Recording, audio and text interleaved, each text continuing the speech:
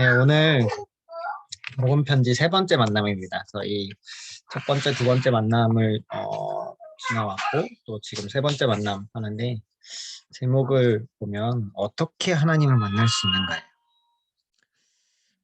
우리가 기본적인 만남을 가져도 첫 만남이 중요하고 또 만나면서 이제 확인이 되는 정도까지는 뭐 첫 만남의 첫 느낌도 있겠지만 한 두 번 보고 세 번 보면 이 사람이 어떤 사람인지 조금 우리가 알 수 있는 부분들이 생기잖아요. 그래서 사실은 첫 번째, 두 번째, 세 번째 만남 정도가 굉장히 중요한 것 같아요. 만남에 있어서도 그 사람을 파악하게 되고 이 사람이 어떤 사람인지 일단 기본적인 생각은 좀 거의 굳히게 되는 이런 시간들이 거의 세 번째 만남 정도 안에 거의 다 해결이 되는 것 같아요. 물론 뭐 첫 번째 봐서 뭐 10초 안에 결정된다 뭐 이런 얘기들도 하지만 기본적으로 조금 두고 보고 뭐 선택을 한다고 해도 특히 뭐 소개팅 같은 거 뭐 하게 돼도 한 세 번은 만나봐야 사람이 어떤 사람인지 그리고 나랑 진짜 맞는지 뭐 함께 할 만한지 이런 부분들을 조금 확인을 할 수 있는 것 같아요. 그래서 그것처럼 우리가 전도자로서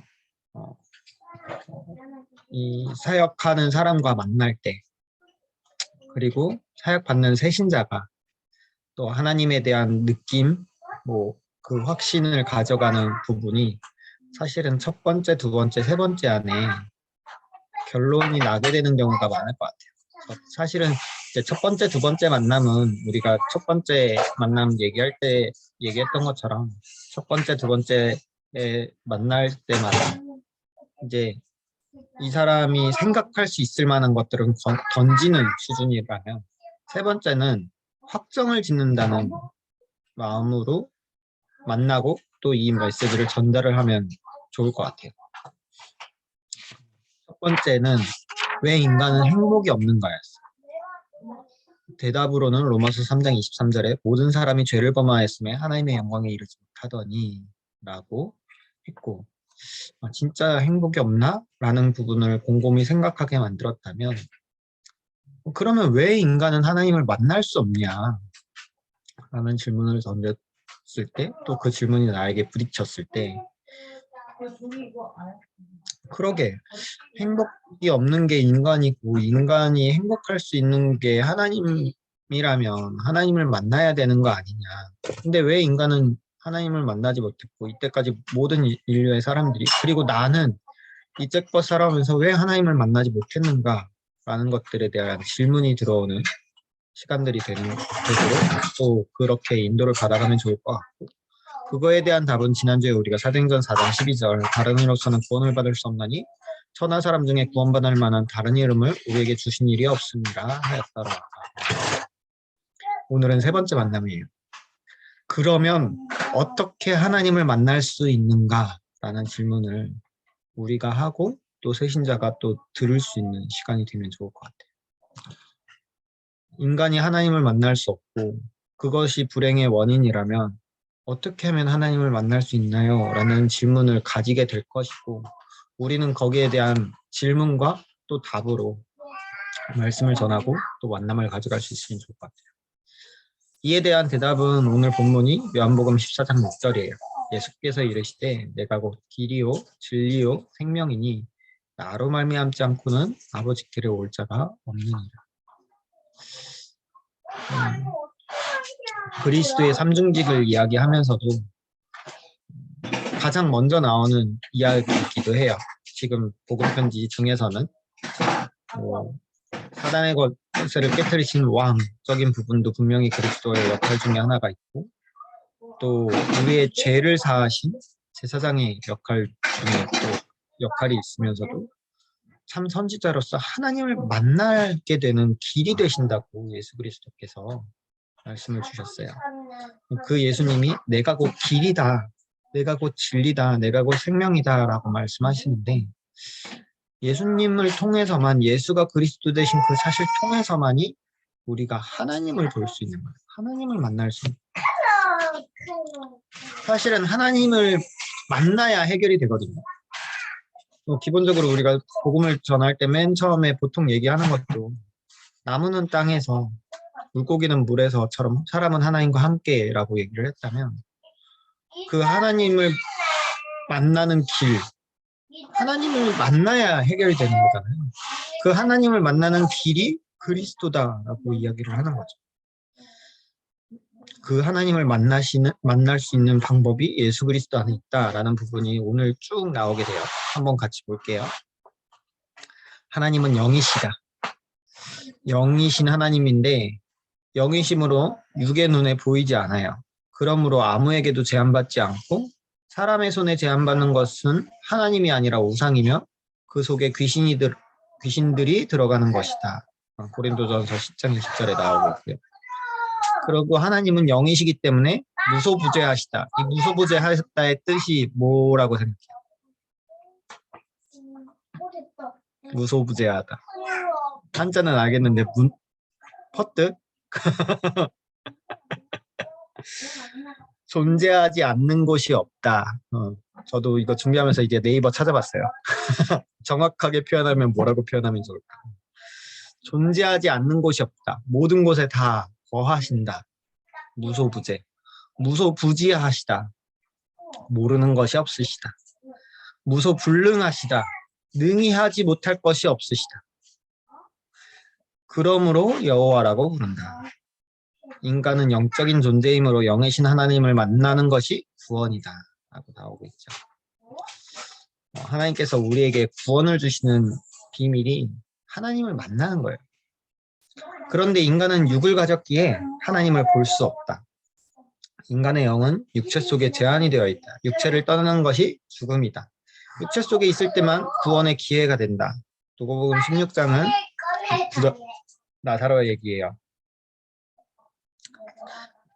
부자가 지옥에 가서 나를 그곳에 보내달라 했더니 안 된다.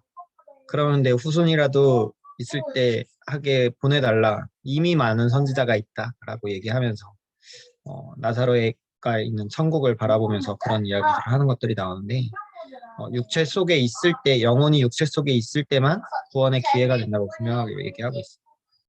그러면은 어떻게 하나님을 만날 수 있냐? 하나님 만나는 길이 뭐냐? 영이신 하나님이 인간을 구원하시려고 사람의 몸을 이 땅에 오셨어요.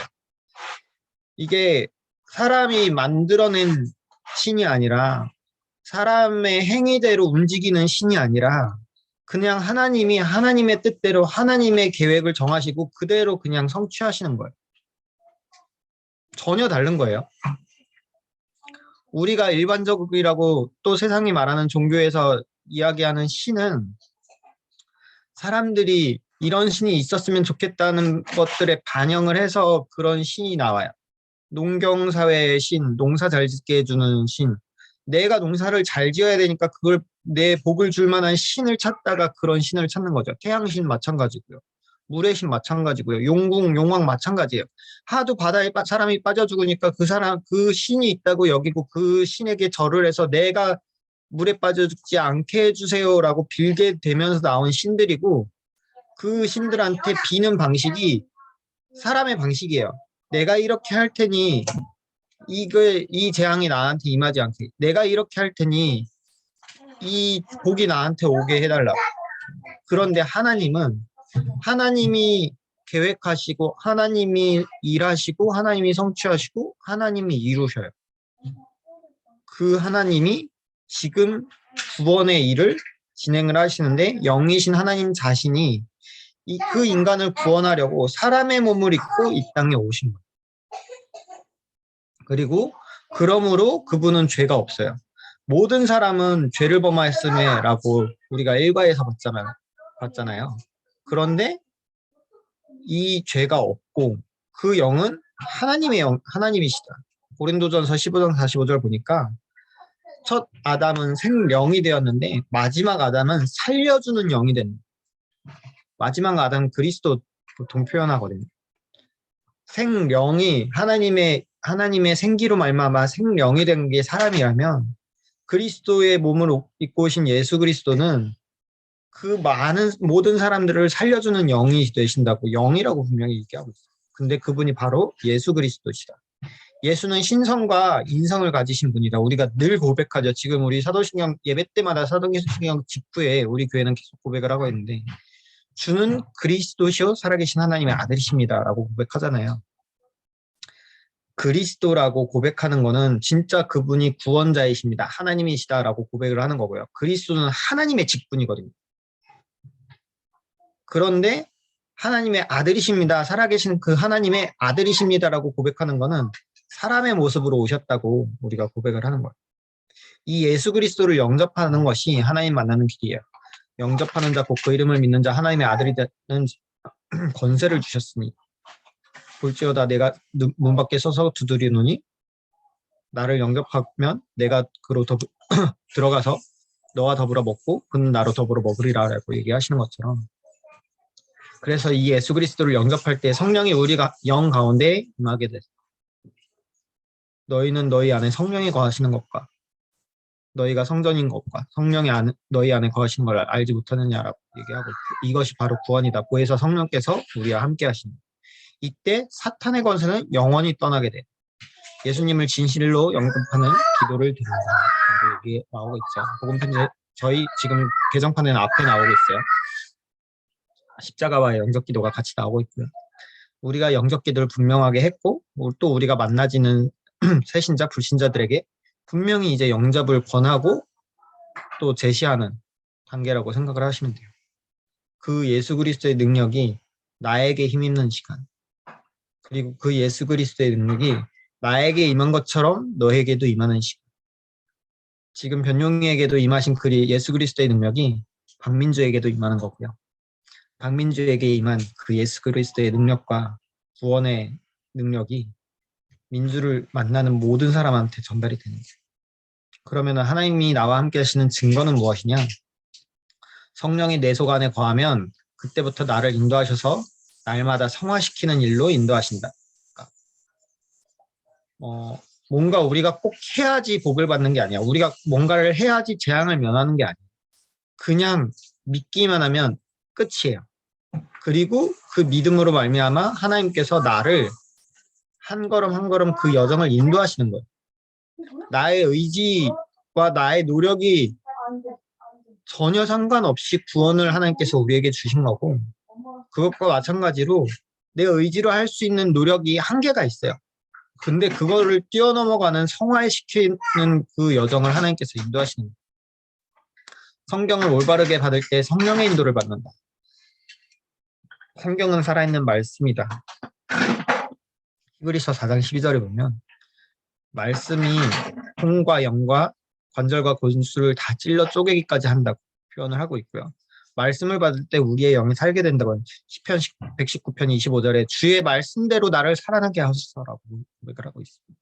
죄를 해결할 때 성령 인도를 받게 돼요. 그리고 하나님께 간절히 시간을 정하고 제목을 정하고 끝까지 기도하면 능력이 임하게 된다. 우리를 놓친 사탄은 귀신을 시켜서 우리를 방해하고 그렇기 때문에 성령 충만 받으라고 했다. 성령 충만 받으면 권능이 생긴다. 자신을 이기고 세상을 이기고 사탄을 이긴다고 말하고 있어요. 전도의 문이 열리고 하나님의 살아계신 결과들이 나타나고 요한복음 14장 6절이 이해가 되시나요?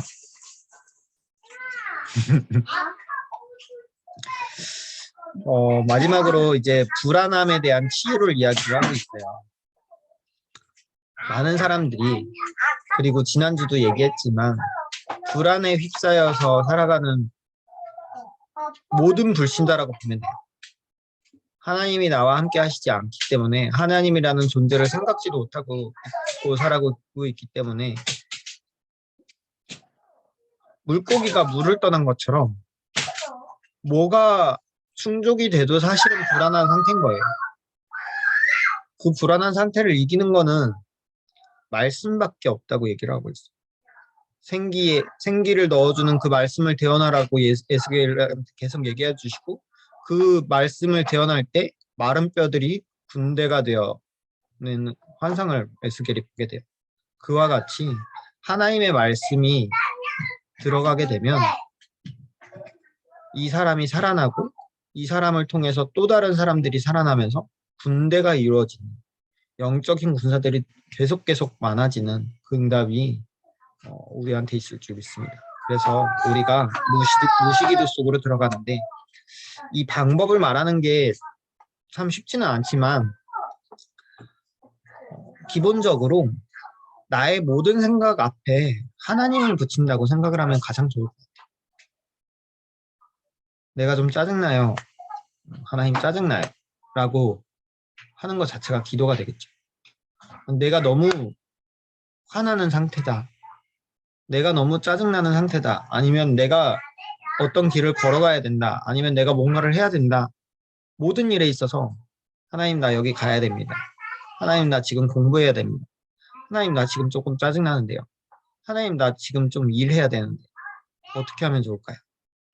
어떤 마음으로 하면 좋을까요? 계속 기도하는 거예요.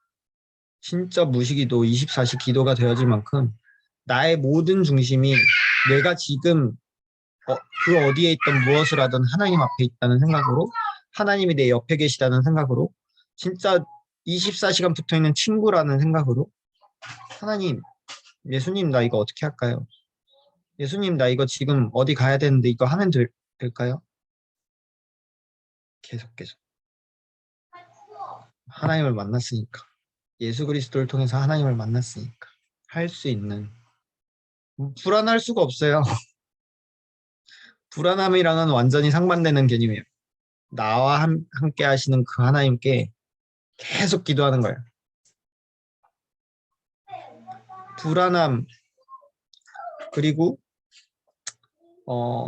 외로움 뭐 비슷한 느낌이잖아요. 아무도 없으니까 내가 불안한 거, 내가 혼자인 것만 같으니까 불안할 수밖에 없고.